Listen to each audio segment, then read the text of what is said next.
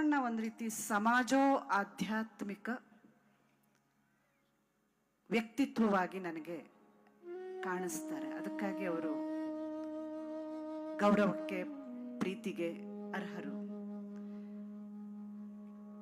ಎಲ್ಲ ಯುಗದಲ್ಲಿ ಒಬ್ಬ ಯುಗ ಪುರುಷನ ಅಥವಾ ಮಹಿಳೆನೂ ಇರಬಹುದು, ಯುಗ ಪುರುಷನ ಆಗಮನವಾಗತ್ತೆ ಅಂತ ಹೇಳ್ತಾರೆ.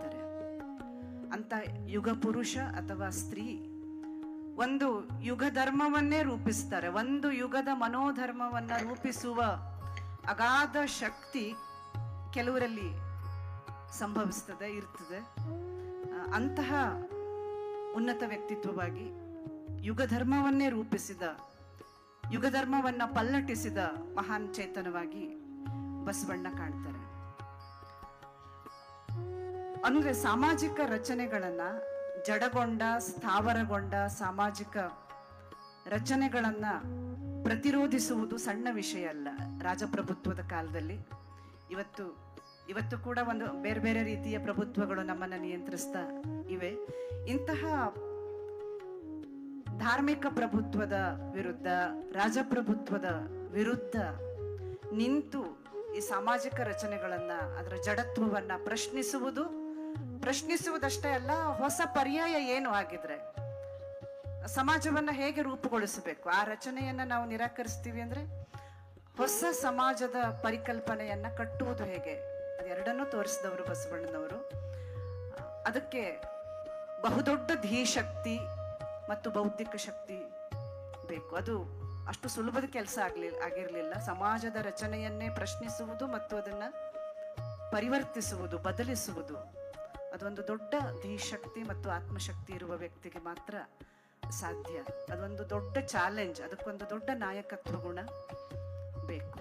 ಅಂತಹ ವ್ಯಕ್ತಿತ್ವವಾಗಿ ನಮ್ಮ ನಡುವೆ ಹೊಮ್ಮಿದವರು ಬಸವಣ್ಣನವರು. ಅದಕ್ಕೆ ಅವರಿಗೆ ಸಂಕಟಗಳಿರ್ಲಿಲ್ವಾ, ಸವಾಲುಗಳಿರ್ಲಿಲ್ವಾ ಅಂದ್ರೆ ಬಹುದೊಡ್ಡ ಸಂಕಟಗಳು, ಸವಾಲುಗಳು ಇತ್ತು. ಯಾರ್ಯಾರು ಸತ್ಯವನ್ನ ಶೋಧಿಸ್ತಾರೋ, ಸತ್ಯವನ್ನ ನಿರ್ಭಯವಾಗಿ ಮುಂದಿಡ್ತಾರೋ, ಜಡಗೊಂಡ ಸುಳ್ಳುಗಳನ್ನ ನಿರಾಕರಿಸ್ತಾರೋ ಅವರಿಗೆ ಯಾವಾಗ್ಲೂ ಸಮಾಜದಿಂದ ಅಪಾಯಗಳಿರುತ್ತವೆ. ಅದು ಸಾಕ್ರೆಟಿಸ್ ಇರಬಹುದು, ಯೇಸು ಕ್ರಿಸ್ತ ಇರಬಹುದು. ಹೀಗೆ ನಾವು ಈ ಚರಿತ್ರೆಯಿಂದ ಅನೇಕ ಹೆಸರುಗಳನ್ನ ಹೇಳ್ಬಹುದು. ಅವರು ಜನರಿಂದ ವಿರೋಧವನ್ನು, ಅಪಾಯವನ್ನು ಎದುರಿಸ್ತಾರೆ. ಆದರೆ ಅದೆಲ್ಲವನ್ನ ಧಾರಣೆ ಮಾಡಿ ಈ ಸಮಾಜದ ಸ್ವರೂಪವನ್ನ ಬದಲು ಮಾಡಬೇಕು ಅನ್ನುವ ಅವರ ಸಂಕಲ್ಪ ಶಕ್ತಿ ದೊಡ್ಡದು. ಅದರಿಂದ ಬಸವಣ್ಣನವರ ಇಡೀ ಸತ್ವವನ್ನ ಒಂದೇ ಮಾತಲ್ಲೇ ಏನಾದ್ರೂ ಖಂಡರಿಸಬೇಕು ಅಂತಾದ್ರೆ ಅದು ಸ್ಥಾವರಕ್ಕೆ ಕಳಿವುಂಟು, ಜಂಗಮಕ್ಕೆ ಕಳಿವಿಲ್ಲ ಅನ್ನೋದು. ಇದೊಂದು ದೊಡ್ಡ ಫಿಲಾಸಫಿ. ಇದನ್ನ ನಾವು ತುಂಬಾ ನೆಲೆಯಲ್ಲಿ ಅರ್ಥ ಮಾಡ್ಕೊಳ್ಳೋದಕ್ಕೆ ಸಾಧ್ಯ ಇದೆ. ಅದನ್ನ ನೃತ್ಯದಲ್ಲೂ ಕೂಡ ಮಾಡಿದ್ರು. ಬಸವರಾಜಪ್ಪ ಅವರು ಮಾತಾಡ್ತಾ ಜಗತ್ತಿನ ಮೊದಲ ಸಂಸತ್ತು ಅನ್ನೋದನ್ನ ಉಲ್ಲೇಖಿಸಿದ್ರು. ಆ ಸಂಸತ್ತಿನಲ್ಲಿ ಮಹಿಳೆಯರಿಗೂ ಮುಕ್ತವಾಗಿ ಮಾತನಾಡುವ ಮತ್ತು ಆತ್ಮಶೋಧನೆ ಮಾಡಿಕೊಳ್ಳುವ, ಸಮಾಜವನ್ನ ಪ್ರಶ್ನಿಸುವ, ತಮ್ಮ ಅಭಿಪ್ರಾಯವನ್ನ ವ್ಯಕ್ತಪಡಿಸುವ ಎಲ್ಲ ಅವಕಾಶ ಇತ್ತಲ್ಲ. ಬಹುಶಃ ಅಂತಹ ಅವಕಾಶದ ಪ್ರತಿನಿಧಿ ನಾನು ಅಂತ ಭಾವಿಸ್ತೇನೆ. ನನಗೂ ಇವತ್ತು ಎಲ್ಲರ ಮುಂದೆ ಮಾತನಾಡುವ ಈ ಅವಕಾಶವನ್ನ ಬಹುಶಃ ಶರಣ ಚಳುವಳಿಯಿಂದ ಅದು ಸಿಕ್ಕು, ಅದು ಮುಂದೆ ವಿಕಾಸ ಆಯ್ತು ಅಂತಾನೆ ಭಾವಿಸ್ತಾ ಆ ಎಲ್ಲ ಅದರ ಹಿಂದಿರುವ ಶಕ್ತಿಗಳಿಗೆ ನಾನು ನಮಿಸೋದಕ್ಕೆ ಬಯಸ್ತೇನೆ. ಸ್ಥಾವರ ಕಳಿವುಂಟು, ಜಂಗಮ ಕಳಿವಿಲ್ಲ. ಇದೊಂದನ್ನ ನಾವು ಇಟ್ಕೊಂಡ್ರು ನಮ್ಮ ಬದುಕು ತುಂಬಾ ಬದಲಾಗ್ಬೋದು. ಉಳ್ಳವರು ಶಿವಾಲಯ ಮಾಡುವರು, ನಾನೇನ ಮಾಡಲಿ ಬಡವನಯ್ಯ, ಎನ್ನ ಕಾಲೇ ಕಂಬಗಳು, ದೇಹವೇ ದೇಗುಲ, ಶಿರ ಹೊನ್ನ ಕಳಸವಯ್ಯ ಅಂತ ಹೇಳ್ತಾ ಮುಂದುವರೆದು ಸ್ಥಾವರ ಕಳಿವುಂಟು, ಜಂಗಮ ಕಳಿವಿಲ್ಲ ಅಂತ ಹೇಳ್ತಾರೆ. ಇದರಲ್ಲಿ ಧರ್ಮ, ಸಾಮಾಜಿಕ ಚಿಂತನೆ, ಆಧ್ಯಾತ್ಮ ಎಲ್ಲವೂ ಮಿಳಿತಗೊಂಡ ವಚನ. ಇಂತಹ ಅನೇಕ ವಚನಗಳಿವೆ. ಇದನ್ನು ಒಂದನ್ನ ರೂಪಕವಾಗಿ ತಗೋಬಹುದು. ಇಲ್ಲಿ ಏನೇನು ಪ್ರಶ್ನೆ ಮಾಡ್ತಾರೆ ಅಂದ್ರೆ ಸ್ಥಾಪಿತ ಧರ್ಮವನ್ನ ಪ್ರಶ್ನೆ ಮಾಡ್ತಾರೆ. ದೇವರು ಅಥವಾ ಧರ್ಮ, ಆಧ್ಯಾತ್ಮ ಇವು ಯಾವುದು ದೇವಾಲಯದಲ್ಲಿ ಇಲ್ಲ. ಮೂಲತಃ ದೇವಾಲಯದ ಕಲ್ಪನೆ ಈಗ ಹಿಂದಕ್ಕೆ ಹೇಳಿದಾಗೆ ಅದೊಂದು ಜೀವಂತ ಸೌಷ್ಠವನ್ನ ಪ್ರತಿನಿಧಿಸುವಂಥದ್ದು ರೂಪಕದ ರೀತಿಯಲ್ಲಿ. ದೇವಾಲಯದ ಶಿರ, ದೇವಾಲಯದ ಕಳಶ ಮನುಷ್ಯನ ತಲೆಗೂ ದೇವಾಲಯದ ಆ ಕಡೆ ಈ ಕಡೆ ಪ್ರಾಂಗಣವನ್ನ ಹಸ್ತಕ್ಕೂ ಕಂಬಗಳನ್ನ ಕಾಲಿಗೂ ಹೋಲಿಸ್ತಾ ಶಿವ ಇರೋದೇನಿದೆಯಲ್ಲ ಅದು ಗರ್ಭಗುಡಿ. ಗರ್ಭ ಅದು ಸೃಷ್ಟಿಯ ಚಲನಶೀಲತೆಯ ವಿಕಾಸದ ಹುಟ್ಟಿನ ಬಹುದೊಡ್ಡ ಜೀವಂತಿಕೆಯ ಸಂಕೇತ. ಆದ್ರೆ ಅಂತಹ ದೇವಾಲಯದ ಕಲ್ಪನೆಯನ್ನ ನಾವು ಜಡಗೊಳಿಸಿ ಸ್ಥಾವರಗೊಳಿಸಿ ದೇವಾಲಯವನ್ನ ಒಂದು ರೀತಿ ವ್ಯಾಪಾರಿ ಕೇಂದ್ರವನ್ನಾಗಿ ಮಾಡಿ ಪುರೋಹಿತಶಾಹಿಯ ಆ ಮೂಲಕ ಶೋಷಣೆಯ ಆಡಂಬಲವನ್ನಾಗಿ ಪರಿವರ್ತಿಸಿಬಿಟ್ವಿ. ಅದಲ್ಲ ಅಂತ ಹೇಳ್ತಾ ದೇಹವೇ ದೇಗುಲ ಅನ್ನೋದನ್ನ ಹೇಳ್ತಾರೆ. ಅಂದ್ರೆ ಮನುಷ್ಯನ ಒಬ್ಬ ಅತ್ಯಂತ ಕಟ್ಟ ಕಡೆಯ ಮನುಷ್ಯನ ಒಳಗೂ ಒಂದು ಚೈತನ್ಯ ಇದೆ. ಆ ಚೈತನ್ಯವನ್ನ ಉದ್ದೀಪಿಸಿ ಆ ಚೈತನ್ಯವನ್ನ ಬದುಕುವ ಹಕ್ಕು ಎಲ್ರಿಗೂ ಇದೆ. ಅದನ್ನ ದೇಹವೇ ದೇಗುಲ ಅನ್ನೋದು ಒಬ್ಬ ಕಟ್ಟಕಡೆಯ ವ್ಯಕ್ತಿಗೂ ಮುಕ್ತಿಯ ಹಕ್ಕಿದೆ ಅನ್ನೋದನ್ನ ಹೇಳೋದು ಹೌದು. ಮತ್ತೆ ಯೌಗಿಕ ಮತ್ತು ತಾಂತ್ರಿಕ ಪಂಥಗಳ ಒಂದು ಹಿನ್ನೆಲೆ ಈ ಶರಣ ಚಳವಳಿಗೆ ಇದೆ. ಇಲ್ಲಿನ ಅನೇಕ ಅಕ್ಕ ಮಹಾದೇವಿಯೇ ಸ್ವತಃ ಯೋಗಿನಿ. ಇಂತಹ ಅನೇಕ ಯೋಗಿಗಳು ಅಲ್ಲಮ್ಮ, ಅಕ್ಕ ಮಹಾದೇವಿ, ಸಿದ್ದರಾಮ, ಹೀಗೆ ಅನೇಕ ಸಾಧಕರ ಯೋಗ ಸಾಧಕರ ನೆಲ ಇದು ಮತ್ತು ಚಳುವಳಿ ಅದು. ಯಾಕಂದ್ರೆ ವಚನಗಳು ಅಂದ್ರೆ ಯಾರಿಗೋ ಕೊಡೋ ಉಪದೇಶ ಅಲ್ಲ, ಅಥವಾ ಅದೊಂದು ಸಾಹಿತ್ಯಿಕ ರಚನೆ ಅಲ್ಲ, ಅದೊಂದು ಸಾಧನೆಯ ಮಾರ್ಗ ಮತ್ತು ಅದು ಸಾಧನೆಯ ಮಾತು. ಅವರ ಸಿದ್ಧಿಯನ್ನ ಅವರು ಹಾಗೆ ನುಡಿದ್ರು ಹೊರತು ಸುಮ್ಮನೆ ಮಾತಾಡಿದ್ದಲ್ಲ. ಅದರಿಂದ ದೇಹವೇ ದೇಗುಲ ಅನ್ನೋದ್ರ ಹಿಂದೆ ನಾವೊಂದು ದೇಹ ಮೀಮಾಂಸೆಯನ್ನ ನೋಡ್ತೇವೆ. ದೇಹ ಮುಖ್ಯ ಅಲ್ಲ. ಈ ಸಾಧನಾ ಮಾರ್ಗದಲ್ಲಿ ಇರುವವರಿಗೆ ಗೊತ್ತಿರ್ತದೆ ದೇಹದ ಮೂಲಕವೇ ನಾವು ದೇಹದ ಅತೀತವಾದದ್ದನ್ನ ಸಾಧಿಸೋದಕ್ಕೆ ಸಾಧ್ಯ ಆಗೋದು.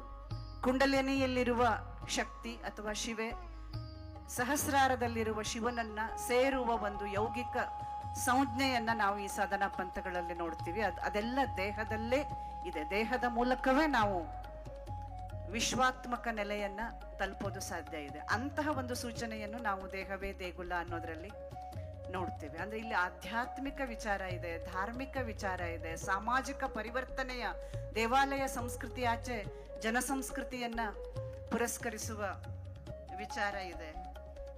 ಹೀಗೆ ಬಸವಣ್ಣ ಇದೆಲ್ಲವನ್ನೂ ಏಕಕಾಲಕ್ಕೆ ಯೋಜಿಸಿದ ವ್ಯಕ್ತಿತ್ವ. ಅಲ್ಲಮ್ಮ ಪ್ರಭು ಅದು ಜ್ಞಾನ ಮಾರ್ಗ ಆದ್ರೆ ಬಸವಣ್ಣನದು ಭಕ್ತಿ ಮಾರ್ಗ, ಜ್ಞಾನ ಮಾರ್ಗ. ಅದರ ಜೊತೆಗೆ ಈ ಸಾಮಾಜಿಕ ಚಿಂತನೆಯನ್ನ, ಸಾಮಾಜಿಕ ಪರಿವರ್ತನೆಯನ್ನ ಯೋಚಿಸಿದ, ಎಲ್ಲ ಜನರನ್ನ ತನ್ನ ತೆಕ್ಕೆಗೆ ತೆಗೆದುಕೊಂಡು ಯೋಚಿಸಿದ ಒಂದು ದೊಡ್ಡ ತಾಯ್ತನದ ಮಾರ್ಗವೂ ಹೌದು ಅಂತ ಬಸವಣ್ಣಂದು ಅನಿಸ್ತದೆ.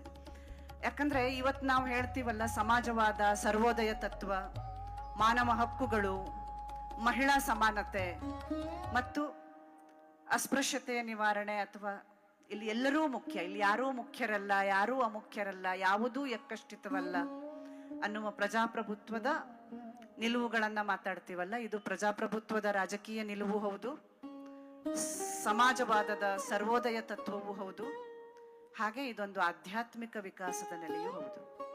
ಸಮಾಜದಲ್ಲಿ ಪರಿವರ್ತನೆ ಆಗ್ಬೇಕಾದ್ರೆ ಬರೀ ರಾಜಕೀಯ ಅಜೆಂಡಾಗಳಿಂದ ಮಾತ್ರ ಸಾಧ್ಯ ಆಗೋದಿಲ್ಲ, ಅಥವಾ ಕಾನೂನುಗಳನ್ನ ಮಾಡೋದ್ರಿಂದ ಮಾತ್ರ ಸಾಧ್ಯ ಆಗೋದಿಲ್ಲ. ಒಂದು ಸಾಮಾಜಿಕ ನೈತಿಕತೆ ಅನ್ನೋದು ಬೇಕಾಗ್ತದೆ. ಅದನ್ನ ಅಂಬೇಡ್ಕರ್ ಹೇಳ್ತಾರೆ, ಗಾಂಧಿಯವರ ನಡೆಯಲ್ಲೂ ಅದು ಇದೆ. ಅಂತಹ ಸಾಮಾಜಿಕ ನೈತಿಕತೆಗೆ ಪೂರ್ವಭಾವಿಯಾಗಿ ಒಂದು ನೆಲವನ್ನ ಸಿದ್ಧಗೊಳಿಸಿದ್ದು ಬಸವಣ್ಣನವರು ಅಂತ ಅನಿಸ್ತದೆ. ಬಹುಶಃ ಗಾಂಧಿ ಮತ್ತು ಅಂಬೇಡ್ಕರ್ಗೆ ಈ ಕಾಲದಂತೆ ಎಲ್ಲ ತಂತ್ರಜ್ಞಾನದ, ಮಾಹಿತಿ ತಂತ್ರಜ್ಞಾನದ ಬೆಂಬಲ ಇದ್ದಿದ್ರೆ ಬಹುಶಃ ಅವರು ಇದನ್ನು ನೆನೀತಿದ್ರು ಅನ್ಸುತ್ತೆ. ಅವರಿಗೆ ಅದು ಗೊತ್ತಾಗದೆಯೂ ಪ್ರೇರಣೆಯಾಗಿದೆ ಅಂತ, ಈ ನೆಲದ ಪ್ರೇರಣೆ ಅವರಿಗೂ ಲಭಿಸಿದೆ ಅಂತ ಅನ್ನಿಸ್ತದೆ. ಆದ್ರಿಂದ ಬಸವಣ್ಣ ಆ ಕಾಲದಲ್ಲಿಯೇ ಪ್ರಜಾಪ್ರಭುತ್ವದ ಚಿಂತನೆಯನ್ನ ತನ್ನ ಒಡಲೊಳಗೆ ಇರಿಸಿಕೊಂಡವರು ಅಂತ ಅನ್ನಿಸ್ತದೆ. ಹಾಗಿದ್ರೆ ಆಧ್ಯಾತ್ಮ ಮತ್ತು ಭಕ್ತಿ ಹೇಗೆ ಈ ಸಾಮಾಜಿಕ ಪರಿವರ್ತನೆಗೆ ಕಾರಣ ಆಗಬಲ್ಲದು? ಭಕ್ತಿ ಅಂದ್ರೆ ಅಹಂ ನಿರಸನ, ಭವಿ ಮತ್ತು ಭಕ್ತ ಅನ್ನುವ ಎರಡು ಕಾನ್ಸೆಪ್ಟ್ ಅನ್ನ ಅವ್ರು ಹೇಳ್ತಾರೆ. ಭವಿ ಅಂದ್ರೆ ಈ ಜಗತ್ತು ನಮ್ಮ ಭೋಗಕ್ಕಾಗಿಯೇ ಇದೆ ಅಂತ ತಿಳ್ಕೊಂಡವನು. ಭಕ್ತ ಅಂದ್ರೆ ಜಗತ್ತಿನ ಸಂಪನ್ಮೂಲಗಳನ್ನ ಕ್ವಚಿತ್ತಾಗಿ ಬಳಸಿಕೊಂಡು ಈ ಜಗತ್ತಿನ ಉದ್ಧಾರಕ್ಕಾಗಿ ಯೋಚನೆ ಮಾಡುವವನು ಮತ್ತು ವಿಶ್ವಾತ್ಮಕವಾಗಿ ಯೋಚನೆ ಮಾಡುವವನು. ಆದ್ರಿಂದ ಭಕ್ತಿ ಭಂಡಾರಿ ಬಸವಣ್ಣ ಅಂತಾನೆ ಹೇಳ್ತಾರೆ. ಈ ಜಗತ್ತು ಭೋಗಕ್ಕಾಗಿದೆ ಅನ್ನುವ ವ್ಯಾಪಾರಿ ಮನೋಭಾವವನ್ನ, ಅಧಿಕಾರದಿಂದ ಉಂಟಾಗುವ ಹಿಂಸೆಯನ್ನ, ಇದನ್ನೆಲ್ಲ ನಿರಾಕರಿಸಿ ಆ ಭಕ್ತಿಯ ಮಾರ್ಗವನ್ನ ಮತ್ತು ಕಾಯಕದ ಮೂಲಕ ಕೈಲಾಸವನ್ನ ಕಾಣುವ, ನಮ್ಮ ಕಾಯಕದ ಮೂಲಕವೇ, ಆ ಕಾಯಕದ ಮೂಲಕ ಆರ್ಥಿಕತೆಯನ್ನು ಕಟ್ಟಬಹುದು, ಆರ್ಥಿಕವಾಗಿಯೂ ಸಮೃದ್ಧವಾಗಬಹುದು, ಜೊತೆಗೆ ಅದೊಂದು ಆಧ್ಯಾತ್ಮ. ನಮ್ಮ ಕಾಯಕದಲ್ಲಿ 100% ನಿರತವಾಗಿರುವುದು, ತಾದಾತ್ಮ್ಯಗೊಳ್ಳುವುದು, ಅದೇ ಆಧ್ಯಾತ್ಮ. ನಮ್ಮ ಕಾಯಕವನ್ನ ಧ್ಯಾನದಂತೆ ಪರಿಪೂರ್ಣವಾಗಿ ತೊಡಗಿಕೊಂಡು ನಿಸ್ಪೃಹವಾಗಿ ನಿಸ್ವಾರ್ಥವಾಗಿ ಮಾಡೋದು ಸಾಧ್ಯವಿದೆ. ಅದು ಭಗವಂತನನ್ನ ತಲುಪುವ ಮಾರ್ಗ ಅನ್ನೋದನ್ನು ಹೇಳ್ತಾ, ಅದೇ ಬಸವಣ್ಣ ತುಂಬಾ ಭಾವ ಪರವಶರೂ ಆಗಿದ್ರು. ತಮ್ಮ ಅನೇಕ ತಳಮಳಗಳನ್ನ, ತಾಕಲಾಟಗಳನ್ನ ಭಾವಗೀತೆಯ ಮಾದರಿಯಲ್ಲಿ ಆರ್ದ್ರವಾಗಿ ಆರ್ತವಾಗಿ ಕೂಡ ಹೇಳಿದ ಅನೇಕ ವಚನಗಳು ಇವೆ. ಇನ್ನು ಸಮಾಜದ ಎಲ್ಲ ವರ್ಗಗಳನ್ನ ಅವರು ಆತುಕೊಂಡ ರೀತಿ, ಅಪ್ಪಿಕೊಂಡ ರೀತಿ ಇದೆಯಲ್ಲ, ತಾವು ಅತ್ಯಂತ ಕೆಳಗೆ ನಿಂತು ಅಂಚಿನಲ್ಲಿ ಇದ್ದವರಿಗಿಂತ ತಾವು ಅಂಚಿನವರಾಗಿ ಮಾತಾಡ್ತಾ ಅವರನ್ನ ತೆಕ್ಕಿಗೆ ತೆಗೆದುಕೊಳ್ತಾರೆ. ಡೋಹಾರನೆಂಬನೆ ಕಕ್ಕಯ್ಯನ, ಮಾದಾರನೆಂಬನೆ ಚೆನ್ನಯ್ಯನ, ಆನು ಹಾರುವನೆಂದರೆ ಕೂಡಲ ಸಂಗಯ್ಯ ನಗುವನಯ್ಯ ಅಂತ ಹೇಳ್ತಾ, ಈ ಉತ್ತಮ ಕುಲದವನು ಅಂತ ಹೇಳ್ಕೊಳ್ಳೋದು ಕಡು ಕಷ್ಟ, ಅದೊಂದು ಹೊರೆ ಅಂತ ಹೇಳ್ತಾರೆ. ಆ ಹೊರೆನ ಕಳಚಿಟ್ಟು ಸಮಾನತೆಯ ಭಾವದಲ್ಲಿ ಈ ಸಮಾಜವನ್ನ ಅಪ್ಪಿಕೊಂಡವರು, ತೋಯಿಸಿದವರು ಬಸವಣ್ಣ. ಇಂತಹ ಬಸವಣ್ಣ ಹಾಗಿದ್ರೆ ದೈವದ ಕಲ್ಪನೆಯನ್ನ ನಿರಾಕರಿಸ್ತಾರ? ದೇವಾಲಯ ಕಲ್ಪನೆಯನ್ನ ನಿರಾಕರಿಸಿದ್ರು. ನಾವೇ ಸೃಷ್ಟಿಸಿಕೊಂಡ ದೇವರ ಕಲ್ಪನೆಯನ್ನ, ಮರದೈವ, ಕಲ್ಲು ದೈವ ಅಂತೆಲ್ಲ ಹೇಳ್ತಾರೆ, ಆ ದೇವರ ಕಲ್ಪನೆಯನ್ನ ನಿರಾಕರಿಸಿದ್ರು. ಹಾಗಿದ್ರೆ ಅವರ ದೈವದ ಕಲ್ಪನೆ ಏನಿತ್ತು?